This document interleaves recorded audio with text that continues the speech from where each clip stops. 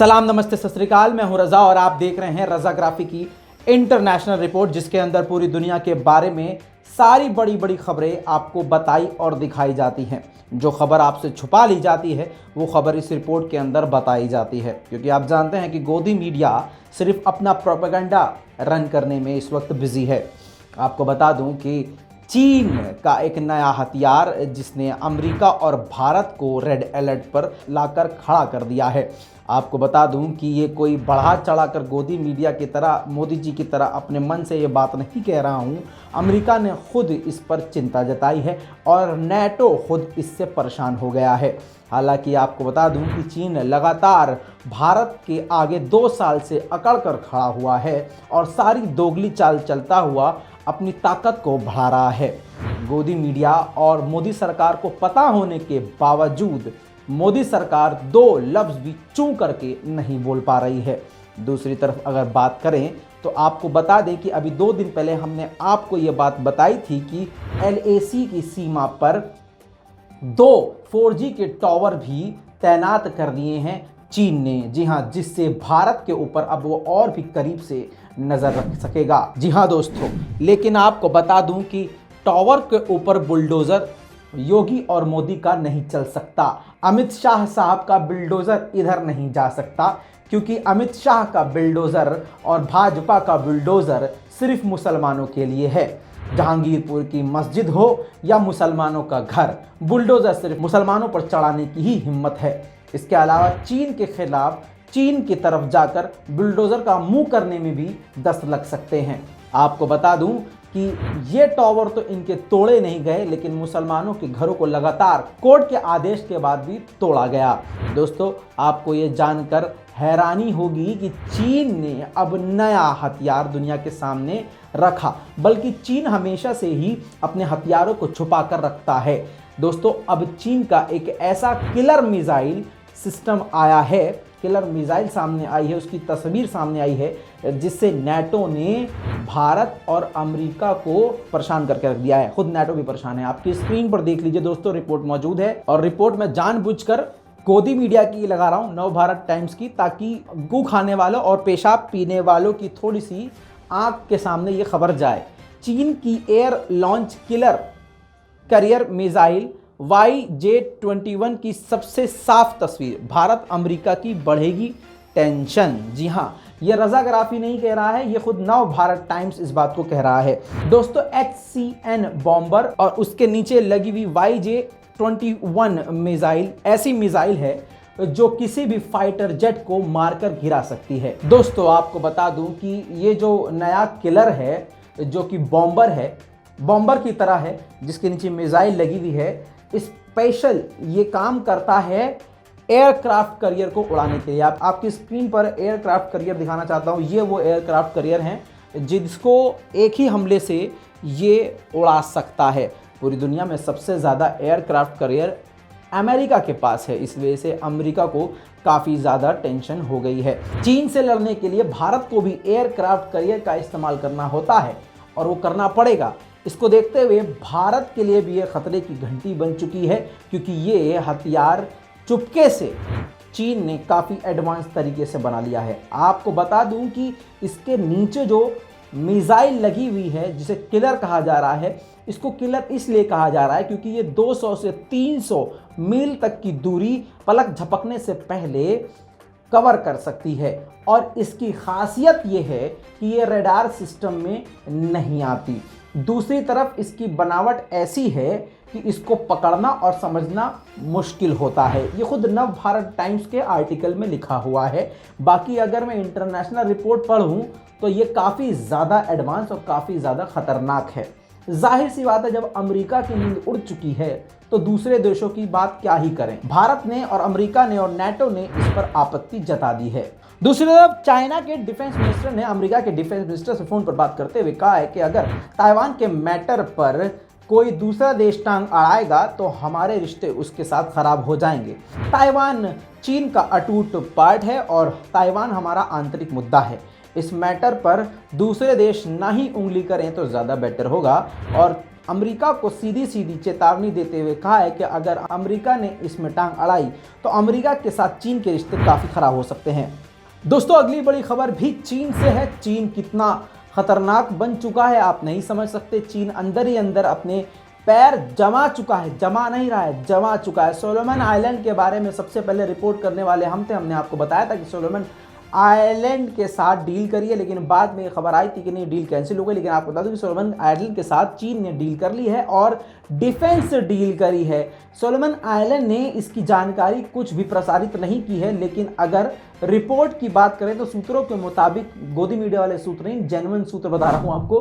दोस्तों, आपको बता दूं कि सोलोमन आइलैंड के साथ चीन ने रिश्ता कर लिया है काफ़ी ज़्यादा मजबूत, और डिफेंस जो है सिक्योरिटी को लेकर डील करी है, जिसके मुताबिक अब चीन अपनी सेना को, अपने युद्धपोत को, अपने फाइटर जेट को सोलोमन आइलैंड में तैनात कर सकता है। हालांकि ऑस्ट्रेलिया ने सबसे ज़्यादा आपत्ति जताई थी कि ये डील नहीं होनी चाहिए, ये हमारे क्षेत्र के लिए खतरा है।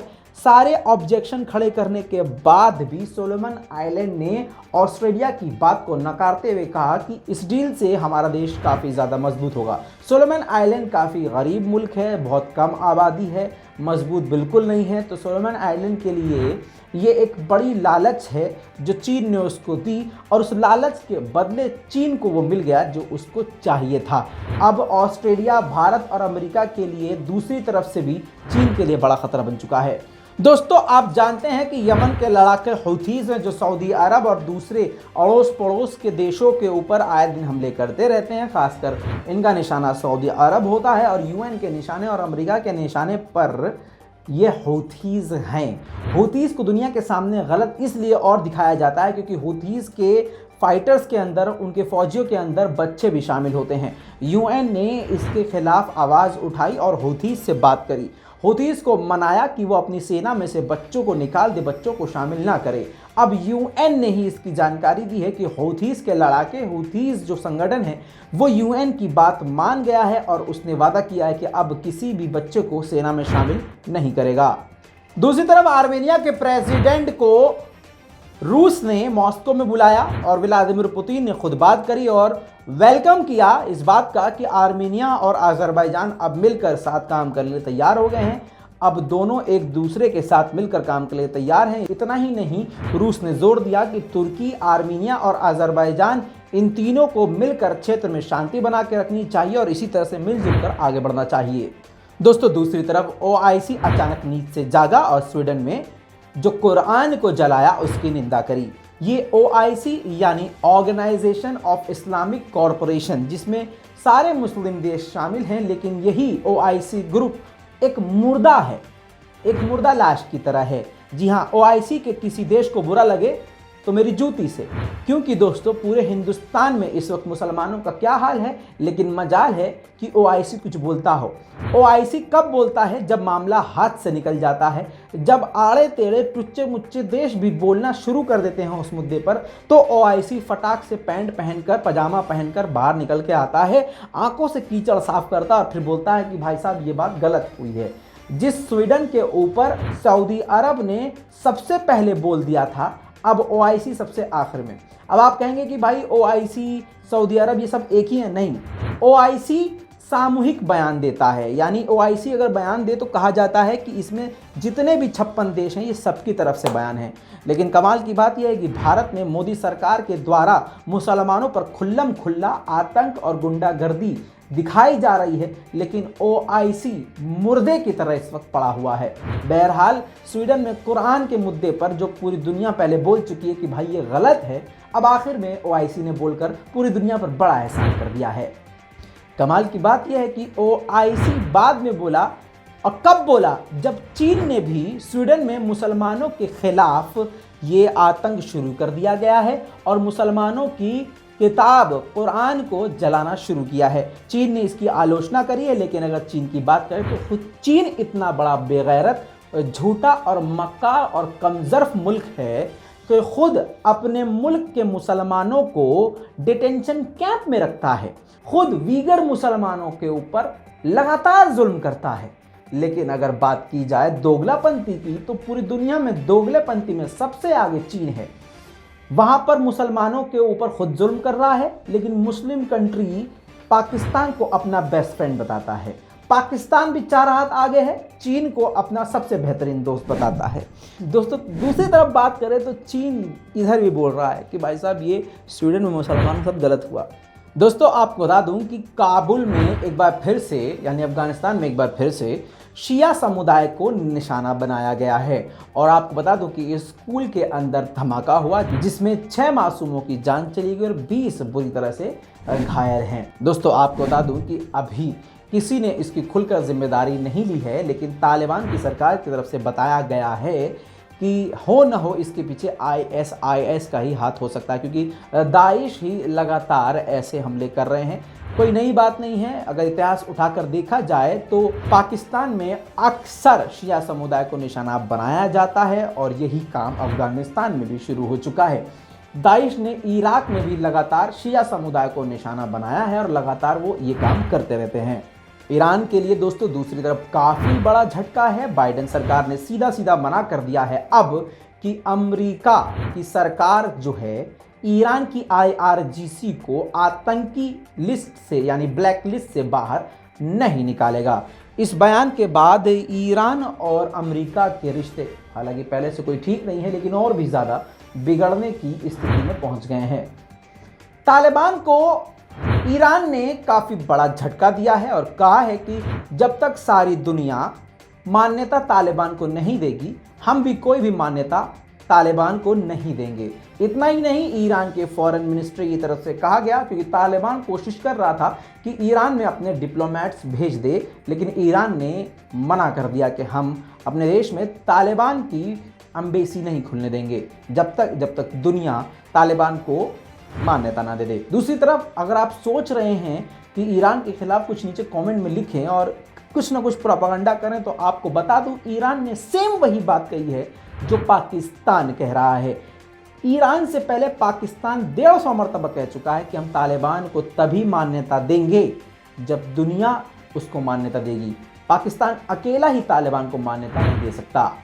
दोस्तों जंग का फ़ायदा, जो रूस और यूक्रेन की जंग हो रही है, इससे फ़ायदा ईरान को भी पहुंच रहा है, लेकिन ईरान के पास इतने इंफ्रास्ट्रक्चर स्ट्रांग नहीं है कि वो पूरी दुनिया को तेल एक्सपोर्ट कर सके, क्रूड ऑयल एक्सपोर्ट कर सके। तेल है उसके पास, लेकिन उसके पास फैक्ट्रीज़ की कमी है और तो और वो सारी चीज़ों की कमी है जिसके ज़रिए वो एक्सपोर्ट कर सकता है।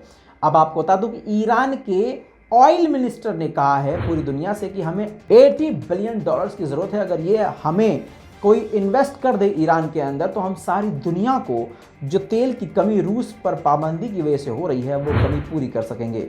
दोस्तों चीन और पाकिस्तान को देखते हुए लगातार भारत भी अपने आप को मजबूत करता रहता है। ब्रह्मोस को एक बार फिर से अपग्रेड करके उसका सफल परीक्षण किया है भारत ने। वीडियो खुद भारत सरकार के द्वारा जारी की गई है।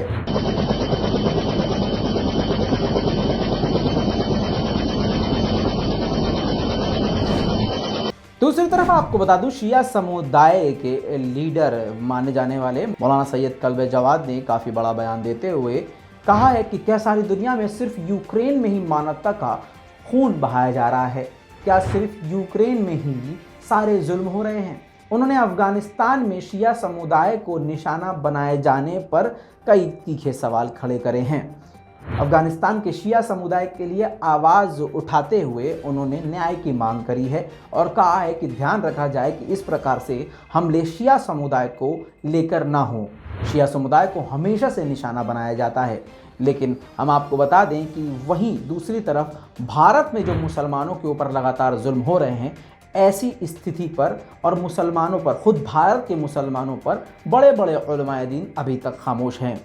दिल्ली में जो महिलाओं और बच्चों पर जुल्म हुए, मुसलमानों पर जुल्म हुए, उस पर मौलाना कल्बे जवाद साहब का अभी तक कोई भी बयान नहीं आया है।